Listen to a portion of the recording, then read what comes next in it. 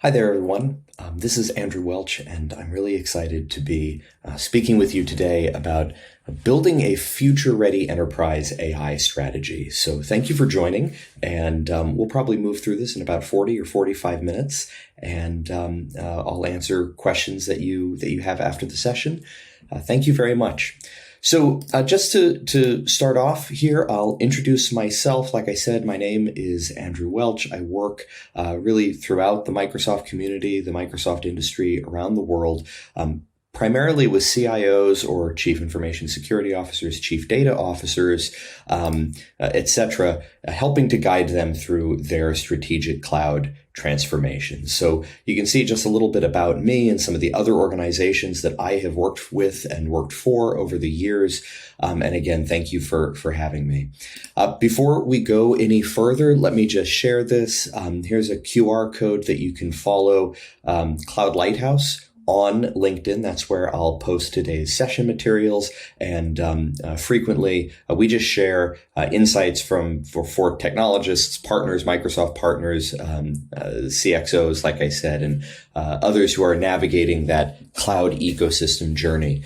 Cloud Lighthouse is here to provide you insight, right? So it's a work with several other folks in the community to share this with you. So again, thank you. Give us a follow. Now, as we begin, I want to set some strategic context for everyone so that you kind of understand what's happening in the world, not from a technological perspective, but let's say where technology and economics meet. Okay. So if we think about the history of innovation in the IT world in the back before there was a cloud, right? And we think about some of the early innovations going back to around 1996 with the dawn of the consumer internet, followed by Web 2.0, which I always say still now feels silly to say, and then the rise of the public cloud in roundabouts, 2013, 2014, that time period. If you look at this, these major innovations had about 8 to 10 years between them, 8 to 10 years between in the wave period. So for those of you who don't know, a wave period is the distance or the time between the crest of two waves. All right. So at this point, the wave period from around 1996 to around, say, 2014 was about 8 to 10 years. But what's happened since the rise of the cloud is that innovation has accelerated. So if you then think the platform first era with technologies such as Power Platform or all of the capability that you find in Microsoft Azure, followed by this new wave that we're in, the AI era, the AI everywhere era, we see that there's really more like 3 to 5 years between major disruptions. So the point is that innovation is accelerating and AI is dramatically accelerating the pace of that change, right? So a huge amount, back in April, the statistic was 40% of all new code is now being written by AI, right? So the point here is that organizations have less and less time to react and to get set up for the next thing. We don't have the time to just sort of wait things out. So we're moving to an era where building an ecosystem that is responsive to these changes in the marketplace is, I think, very important. There's another subtle change, but it's a significant one that is occurring, and that's that we're moving from activity-based to system-based value. So whether you are a business or an organization using the technology, or whether you are a practitioner of the technology itself, the value here is moving from, I can perform a task, I can implement a workload, and it is becoming much more focused on I can build an entire system or an entire ecosystem where different technologies, different workloads, different tasks interconnect much more seamlessly. So let's look at how this is impacting the impact we're seeing of this in the market. And I have statistics from 3 different countries. And I think that let's look at these. So in the United Kingdom, these all come from The Economist from their 16th of June issue, 2023. In the United Kingdom, we've seen an 11% average worker productivity rise in the most productive firms. So the firms that are the most productive have had an 11% average worker productivity rise, whilst the least productive firms have seen no rise at all. And this is from the period 2010 to 2019. In Canada, the separation has been even more dramatic. So productivity has tripled in the most productive versus the least productive firms. And the kind of the hardest statistic to wrap your mind around is this last one. But if you think the firms that are in the 75th percentile in terms of their investment in modernization and innovation, they have had a return on invested capital that is 20 points higher than the median. And that itself is double the gap from 2000. So as I look at these statistics, what I often find myself thinking, right, is of the fable of the boiled frog. So some of you may have heard this, right, where you take a frog, you put the frog in boiling water, the frog knows that the water is boiling, jumps out. But if you put a frog into warm water and then gradually turn up the temperature, the frog doesn't realize this until it's too late. And I think that that's the phenomenon that we're seeing across the economy and across the world, where organizations that are not investing in modernization, in cloud modernization, that aren't being really strategic about this, they don't yet realize that they are being left behind. But the statistics bear out that they are very much being left behind. So let's bring this back to AI. What does an organization's AI strategy look like? And first of all, the reason that strategy is important here, right, is because you want to invest smartly. You want to invest your money, your time, your resources as an organization smartly. So having a strategy around that is very, very important, so that you're able to make good investment decisions that are well thought out, and where you've balanced risk, etc. So first of all, an AI strategy today really needs to have two ingredients, right? The first is that the strategy has to absorb tomorrow what we do not fully grasp today. And what I mean by that is that we're still in such early days relatively with AI that nobody really truly knows exactly where this is going to go in the next 12 to 24 months, let alone the next 5 to 10 years, right? So things are changing very rapidly.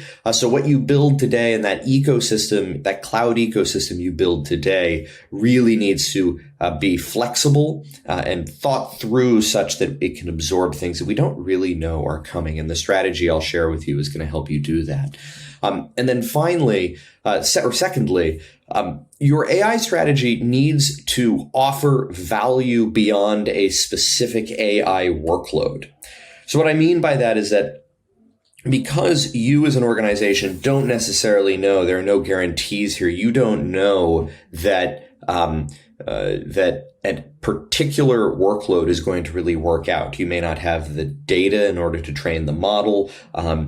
The technology might not be ready for it. You might have adoption challenges, etc. So the investments that you make, if they're balanced such that they offer value, say beyond that one workload, that's going to be really tremendous for you. And we'll talk a little bit more about that here in a few moments. So let's think about what an AI strategy today looks like. So what I've done is I've broken this down into 5 pillars. What are the kind of the baseline pillars that you should be crafting that AI strategy upon? So first we have data consolidation. This is all about getting the vast store of data within your organization into data facilities, data services, where AI can access that data and address that data. Most organizations over a period of decades now have really done a terrible job at this. They've saved it for their future selves, right? And it's hard to build a proper data platform. Let's stick that data in a spreadsheet, in an Access database, in a SharePoint list, in a on-premise SQL server somewhere off in the corner, maybe in a cloud service that met our needs in the moment, but hasn't been fully integrated with our estate. So your first task is to consolidate data into places where it can be addressed by AI. off the back of that is about data readiness, right? Have you secured that data? Is that data governed, cleansed? Have you built mechanisms to establish data lineage and compliance with local laws and regulations? And also, are you able to distribute that data downstream? This is a huge area where there's a lot of value. I said earlier that your best AI investments are the investments that you make that are going to pay off in other ways beyond AI. Data consolidation and data readiness are a huge part of that equation, right? So if you consolidate that data, you secure, you govern, you cleanse, et cetera, that data, and you create the mechanism to distribute that data downstream, what you're doing is you're making investments that pay other that pay other dividends beyond AI. You are reducing risk of data loss within your organization. You are improving the organization's ability to share data externally in a secure way, or to build analytical workloads, say business intelligence, on the data that you will otherwise use to train AI models, right? But it's paying other dividends for the organization. And I think that's a really important point here. Notice that we're 2 pillars in, and we're just now getting to the part where we talk about building AI workloads. So I like to think of your AI workloads really in 2 categories. One is what I call incremental AI. Incremental AI is all about having AI perform or augment what a human in your organization would have otherwise done, right? So this is, can the AI take this task off the hands of the human and do it more quickly, more precisely, more efficiently, more accurately, etc., so that you can free that human up to do something that is higher order value. Okay, so that's incremental AI. We'll talk a little bit about that in a few moments as well. Next up, we have differential AI. Differential AI, I think these are the moonshots, or the secret sauce AI. We could have called it moonshot AI if we wanted, but this is the stuff that I think a lot of people think about when they think about, oh my God, what could AI do for us in our organization? Differential AI right now, I think at least, tends to be far more risky, but also far more rewarding. A lot of these workloads that someone might be building in the differential AI category, they're unproven. No one's done them before. So there's a lot of potential for reward, but a really important element of that at this point in time. And just to level set everyone on the date here, I'm recording this on the 12th of October 2023. We'll see how how long this stays relevant. But I think that for the foreseeable future, reducing your risk in this area is important. And then finally, we have this idea of scaling AI. Great. You've consolidated and made your data ready. You've built some of these AI workloads. How do we scale this across the organization? There's so many different ways. We could do probably a semester-long class on this topic and talk about AI and machine learning and ML ops and how to build a proper machine learning platform, what the ALM looks like around that, how to tie together the technology on the data or the AI side of the house with your application landscape, and really importantly, talking about the cultural change necessary in order to scale AI across the organization. We're not going to get into any of that, but I will share a quick example from something that I've seen that I've been working with some folks on in a particular industry to scale AI across their organization. So these are our 5 pillars. What I recommend is that anyone really thinking seriously about building an AI strategy, start with these 5 pillars and think about, what am I going to do to progress and mature each of these? This is not a step-by-step. Frankly, you can be doing a lot of this in parallel to one another, though, of course, you do need to have some data to work with. On which note, let's move now to just explaining a model for how artificial intelligence acts on enterprise data. And I really should say organizational data, because even if you don't consider yourself an enterprise scale organization, this model still very much applies. So for the next little while, I'm going to share some quasi technical architectural diagrams with you. They're not particularly deep. I just want to convey and educate everyone on the basic message here, right? So if you think about a typical AI model, we're talking here about, we'll start with the app user experience, right? This is what most users interact with, right?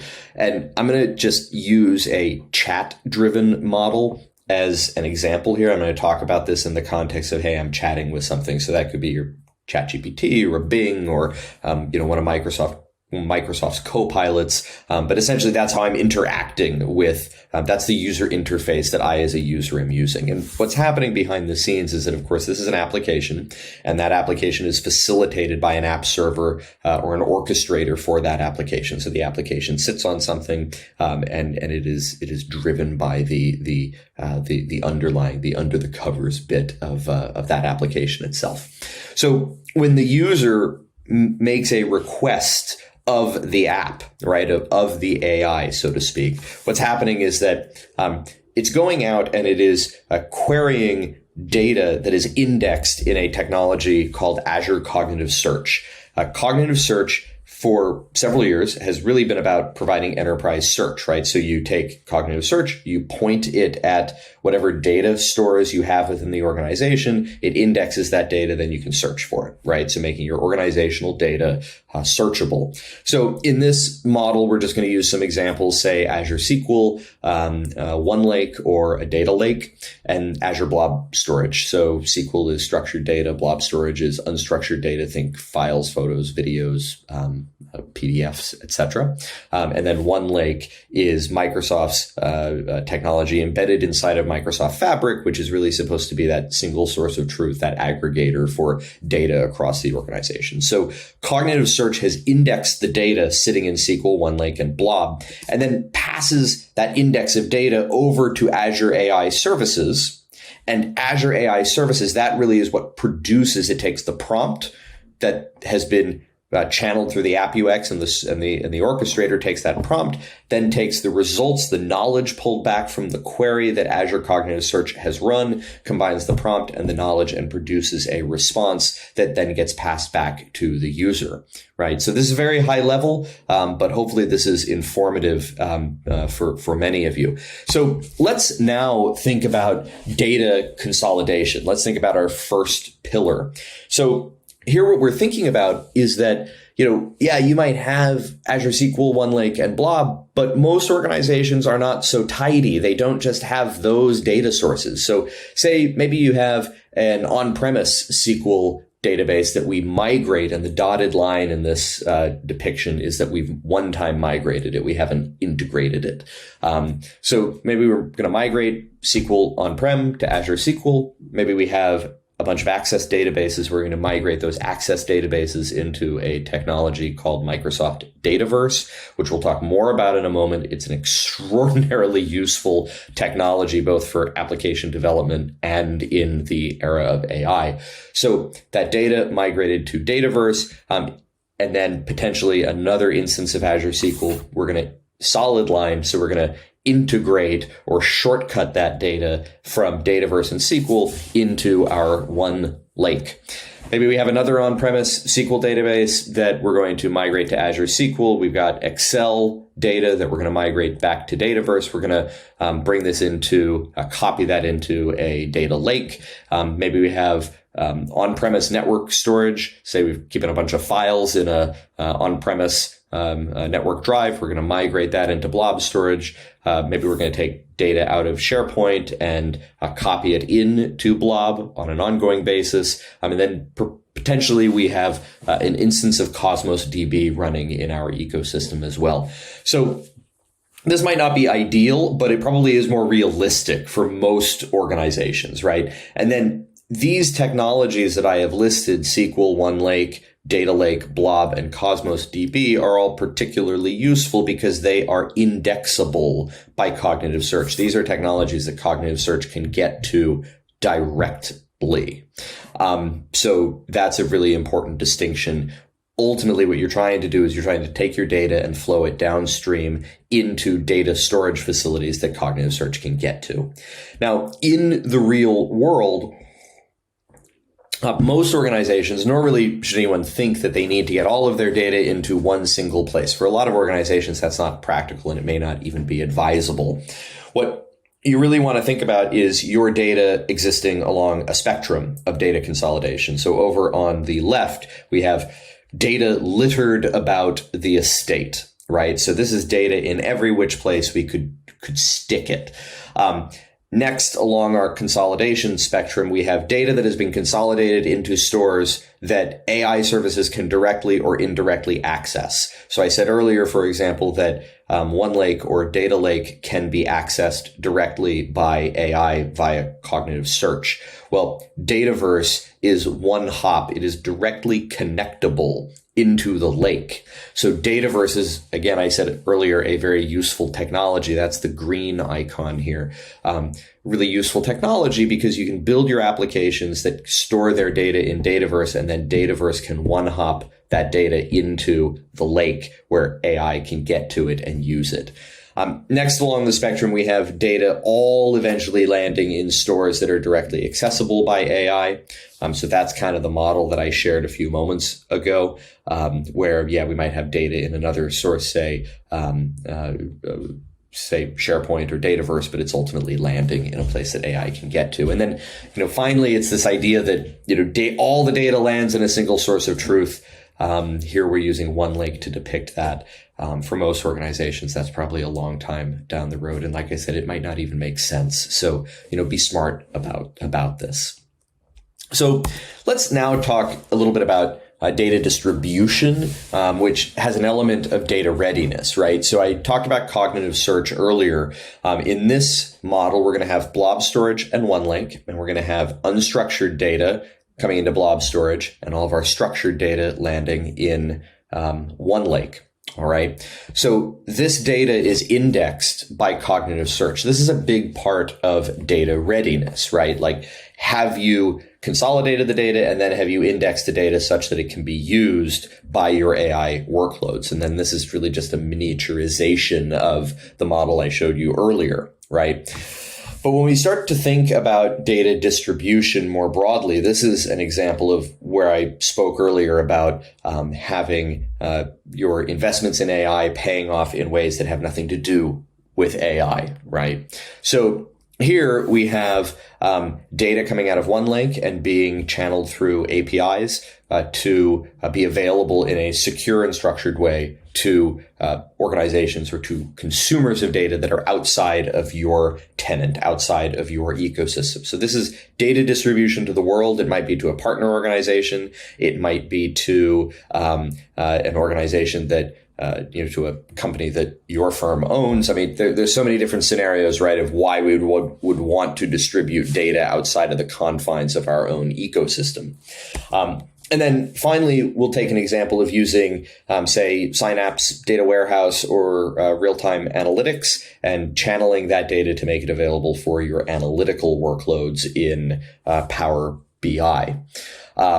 One really important distinction here, not necessarily the topic of this session, but a lot of people, I hear people talking about real time, and everyone thinks, I need my data to be real time.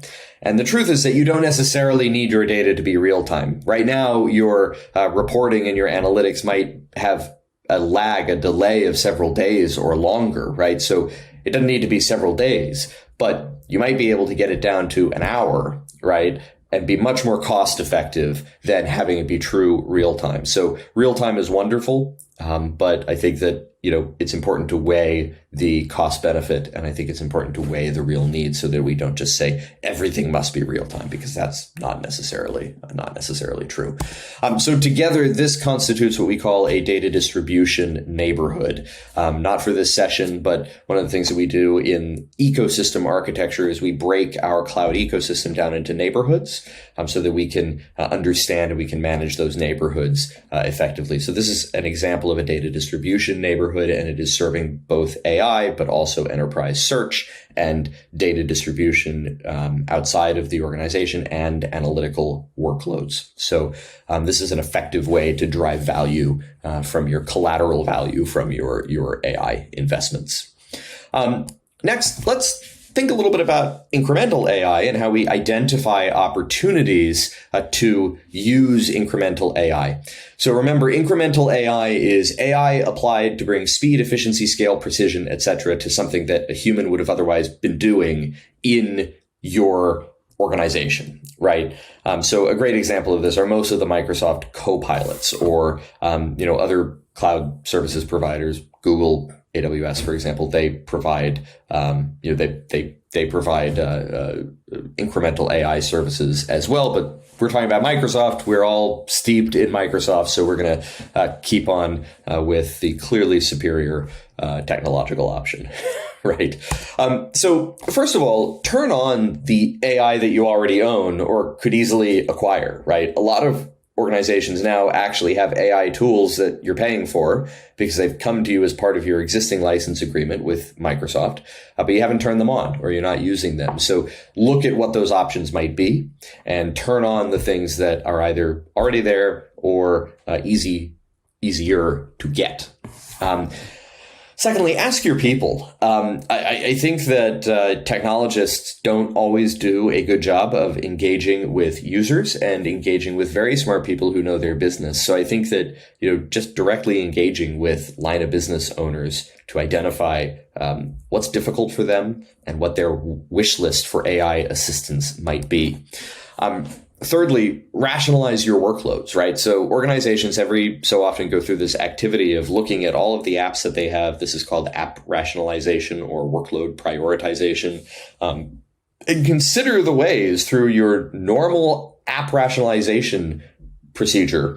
Consider how AI might be integrated to enhance and to modernize those workloads. Next, mine your processes. So tools like Process Advisor in Power Automate, or your, whatever other program of process modernization, process transformation you have underway. Look at where AI can really provide great value in your existing business processes. And finally, engage with your peers and competitors as well. I know that, not always do we think, hey, let's go talk to competitors. But frankly, we're very early on here in this journey. So the opportunity to collaborate and to learn from one another, from friendlies, we'll say. Industry conferences are probably your friend right now, especially if they actually provide substantive information. Let's next go to, and again, we're kind of hitting each of these at a very high level because we just have a lot to cover today. So think of this as your intro class. How do we mitigate risk in differential AI? I said earlier that differential AI can be risky because these generally are going to require larger investments to pursue unproven goals. So let's look at that. First of all, balancing that roadmap. So having a roadmap of workloads that you wish to build with AI technology embedded in them or enabled by AI. We've got incremental and we have differential. And part of the reason that I break this down into two categories is so that you and your organization can think through what really is incremental and what really is differential, and you can balance your roadmap with a lot of incremental, maybe some incremental, some differential. You want to, you're a little more risky, but you want to make progress faster, maybe lean more towards differential. If you're just kind of dipping your toe into the sea of AI, maybe lean a little more towards incremental until you're comfortable with it. So balance that roadmap so that you have some workloads that have a higher probability of success, or success at least at a lower price point, versus those that are going to require more investment. And while we're on the topic of investment, one of the things that you can do is, rather than doing things the old way, right, where maybe you were going to go out and buy a big ERP system or a big CRM system, and you say, I'm going to undertake this multi-year project to do this. Your investment in differential AI really needs to be more incremental, right? So experimentation here is your friend. Commit a little bit of time, a little bit of money to seeing if you can build something kind of quick and dirty using the data that you have available. See what results get pulled back. See how that performs. And if you're pleased with that, then do it again. Maybe take it one sprint at a time. This, I think, is really useful because it allows you to develop some trust and some confidence that what is being produced and the path that you're on is going to yield value. And it also creates the conditions where maybe you can feel a little more comfortable pulling the plug and saying that this is not the right time, or this is not going in a direction that we're happy with. Similar to when I said earlier, engage with friendlies. You really need to augment your development with expertise in the specific types of problems that you're trying to solve. So a great example, something I've seen recently, was an organization that was using AI to sift through huge volumes of medical records, right? And we had the AI experts and the data experts that really kind of spun their wheels a little bit until they engaged with some folks who knew that industry, who knew that workload, and had been already experimenting with this. So partnerships are your friend here. And I think it's really important. This is one of the areas where, more than anything I've ever seen, where industry knowledge and domain knowledge paired with technical knowledge is really, really important. You guys need one another. So this is a great opportunity for you guys to collaborate. And then finally, educating stakeholders. I hear a lot, we need a quick win in AI. Those quick wins require that upfront work around data, right? If you have not consolidated, if those medical records, going back to our previous example, haven't been consolidated, right, or indexed or cleansed, AI is not it's not a quick win, right? So you need to educate stakeholders, particularly, I think, executive leadership, as to what's possible, absent some of the upfront investments. So we're going to finish off here just talking a little bit about scaling AI. And I'm going to use an example of some organizations that I've been working with. These guys come from the emergency services domain. So think fire, rescue, police, medical, hospitals, coast guards, etc. So anyone who's in the business of emergency services and emergency response. So in these organizations, typically what you're going to see is, and by the way, I'm going to start with personnel management because a lot of organizations have big personnel problems that they're trying to solve. So let's say in personnel management, this organization, we're going to build up to the AI here, right? They're trying to create a single source of truth for all of their personnel, all of their HR data. So maybe what they're going to do, and at least in our model, what they are doing is building a single source of truth using Microsoft Dataverse, which is closely associated, really a part of Microsoft Power Platform. But they're going to bring that data, they're going to build migrate their personnel data into Dataverse. Then they're going to start to layer other workloads on top of that, maybe medical, really important for these types of organizations, vaccinations, psychological screenings, managing clinics, etc. Maybe they're going to layer training on top of that. So management of competencies, languages, what your training curriculum, maybe you're running an academy, integration with your learning management system, etc. And then performance often means something different to all people. But performance here, what we're thinking about is goal setting, performance reviews, appraisals, etc. So we're going to take those applications and we're going to integrate them. We're going to embed them in our single source of truth for data, and then put apps in the hands of our workforce. And now that we've really created a pretty extensive data set and application portfolio around personnel management, let's start to use those applications for other things. So let's build capability to manage operations, so rotational duty assignments, or building a task force, or the logistics, or the personnel status around what you're doing operationally.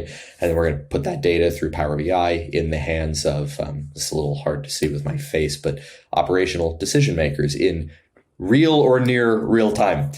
We've already done this now, so let's also use that data. We know who works here. Let's use it to manage our facilities, our real estate footprint, badging, office space, etc. And we're also going to use it to offboard employees. So as employees or volunteers or whomever leave the organization, we're going to use this data and these apps to offboard them so that they can go do what they do in retirement or their next professional life. So we've now created a start to finish from the time you come into the organization to the time you leave, but many organizations will want to do the same with recruiting. So let's use Power Pages to build a portal for recruiting and hiring, put that data in the hands of recruiters, and then reduce a lot of double entry and direct integration with the HR system.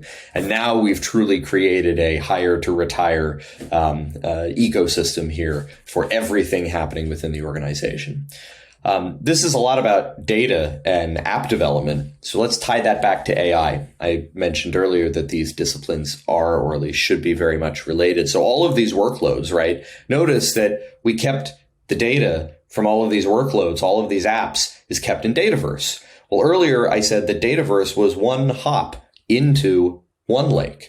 So what we've done now is we have taken this data, we've put applications in the hands of users, we've solved a bunch of problems, we've kept that data transactionally inside of Dataverse, and then we have one-hopped it, I keep using that phrase, into OneLake as a part of Fabric. Now, when I say one hop, OneLake has introduced a technology called shortcutting.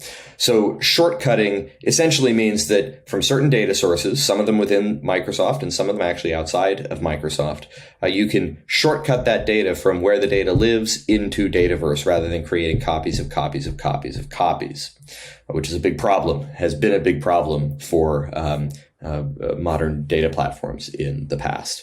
So Dataverse is a technology that shortcuts directly now. This shortcut connector is in public preview. It shortcuts directly into OneLake. And I think it really tells a very nice story of how you can see here we brought together app dev with data with AI.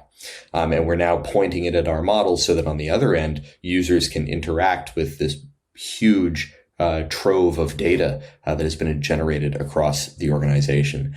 And I will just say, when it comes to tying Microsoft technologies together, everything on both sides of this equation, right, in this model at least, has been built with Microsoft Power Platform. So while you're playing with and implementing and building your strategy around AI and you're building a modern data platform, you really should also be looking at Microsoft Power Platform as a place to build really significant, major critical workloads and applications.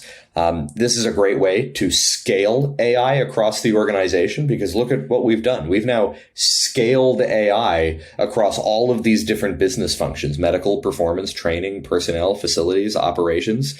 The list could very easily go on. We could very easily grow this. So I think that this is a case to be made for looking at the Microsoft Cloud as an ecosystem and architecting as an ecosystem rather than just architecting specific solutions where the AI people do the AI thing, the data people do the data thing, the app dev people do the app dev thing. If you take nothing else away from this session, it should be that you guys need one another in order to really reach the potential and in order to really max out what an AI strategy should be. All right. So I'm just going to conclude with a few recommendations on further reading. I need to move my face here out of out of the QR code.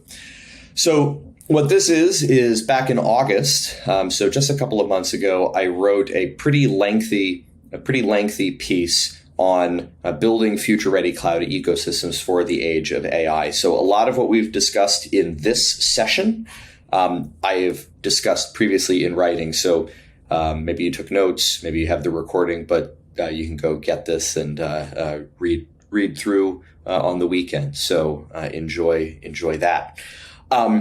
Next up is a podcast that sort of recommend, sort of suggest you listen to. I'm one of the 5 hosts of this podcast. It's called Ecosystems. This is myself with Mark Smith, Chris Huntingford, Anna Demony Welch, and also with Will Dorrington. So we record this podcast. We try to do it every 2 weeks. Sometimes it's every 3 weeks, called Ecosystems. We're actually getting ready to record the 5th episode. We'll try to keep this going for a while. But what we do is we take on some of these topics and talk about some of the very things that we've talked about here. So we dig into a different topic every time we are together. So if ecosystem architecture in general interests you, and some of what we've talked about today specifically, then I highly, I hope you'll give the podcast a listen and give the podcast a share. Otherwise, thank you so much. As I said earlier, I'm Andrew Welch. I've really enjoyed putting this together for you and recording this session. Please be in touch anytime. And then you've got the LinkedIn Connect QR code from just a moment ago. All right, great. And enjoy the rest of the conference. Thanks, everybody.